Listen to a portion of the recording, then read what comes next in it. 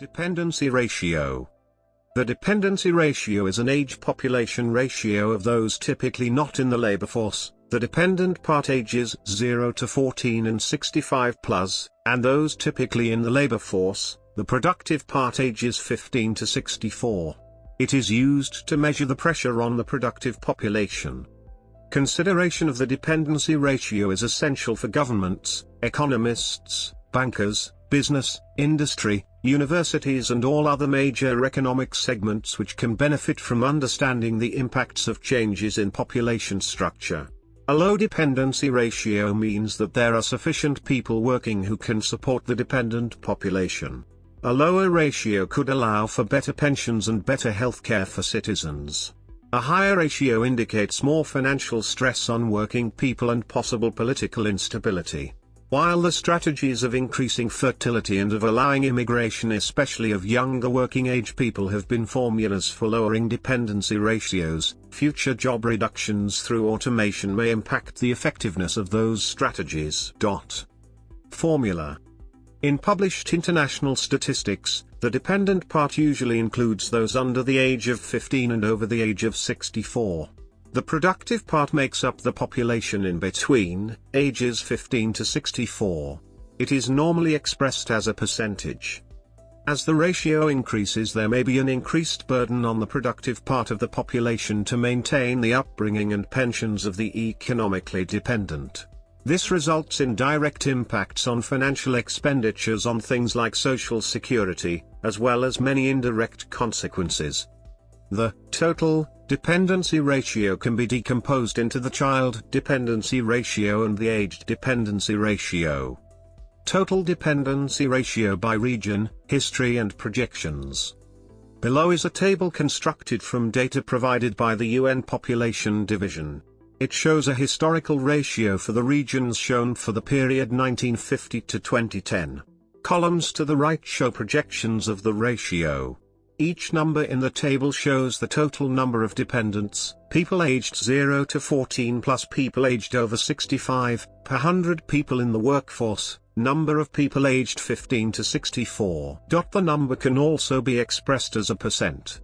So, the total dependency ratio for the world in 1950 was 64.8% of the workforce. As of 2010, Japan and Europe had high aged dependency ratios, that is over 65 as percent of workforce, compared to other parts of the world. In Europe 2010, for every adult aged 65 and older there are approximately 4 working age adults, 15 to 64, this ratio, 1:4, or 25%, is expected to decrease to 1:2, or 50%, by 2050. An aging population is caused by a decline in fertility and longer life expectancy. The average life expectancy of males and females are expected to increase from 79 years in 1990 to 82 years in 2025. The dependency amongst Japan residents aged 65 and older is expected to increase, which will have a major impact on Japan's economy. Inverse. The inverse of the dependency ratio. The inverse dependency ratio can be interpreted as how many independent workers have to provide for one dependent person, pension and expenditure on children. Use. A high dependency ratio can cause serious problems for a country if a large proportion of a government's expenditure is on health, social security and education, which are most used by the youngest and the oldest in a population. The fewer people of working age, the fewer the people who can support schools, retirement pensions, disability pensions and other assistances to the youngest and oldest members of a population, often considered the most vulnerable members of society. Nevertheless, the dependency ratio ignores the fact that the 65 plus are not necessarily dependent, an increasing proportion of them are working, and that many of those of working age are actually not working. Alternatives have been developed, such as the economic dependency ratio, but they still ignore factors such as increases in productivity and in working hours. Worries about the increasing demographic dependency ratio should thus be taken with caution. High dependency ratios can also lead to long-term economic changes within the population, such as saving rates, investment rates, the housing markets, and the consumption patterns. Typically, workers will start to increase their savings as they grow closer to retirement age, but this will eventually affect their long-term interest rates due to the retirement population increasing and the fertility rates decreasing. If the demographic population continues to follow this trend, their savings will decrease while their long-term interest rates increase. Due to the saving rates decreasing, the investment rate will prevent economic growth because there will be less funding for investment projects. There is a correlation between labor force and housing markets, so when there is a high age dependency ratio in a country, the investments in housing markets will decrease since the labor force is decreasing due to a high dependency population. Migrant labor dependency ratio.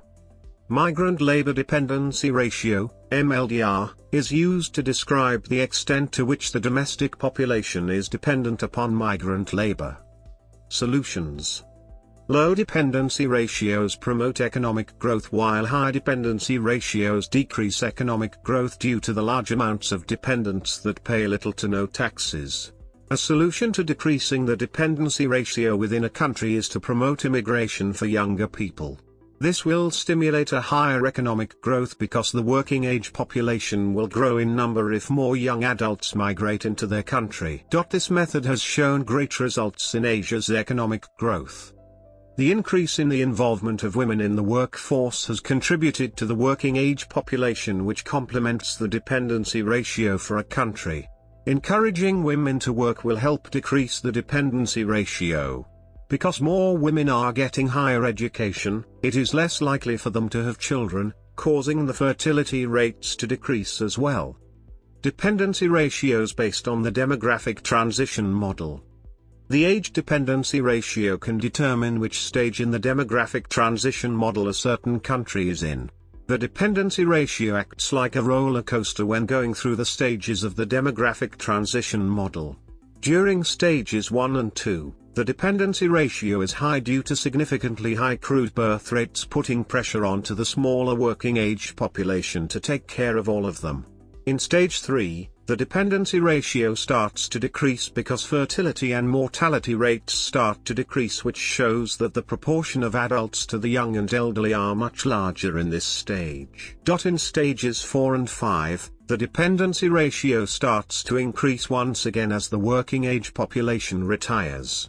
Because fertility rates cause the younger population to decrease, once they grow up and start working, there will be more pressure for them to take care of the previous working age population that just retired, since there will be more young and elderly people than working age adults during that time period.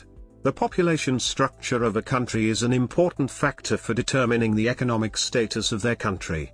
Japan is a great example of an aging population. They have a 1-to-4 ratio of people 65 years and older.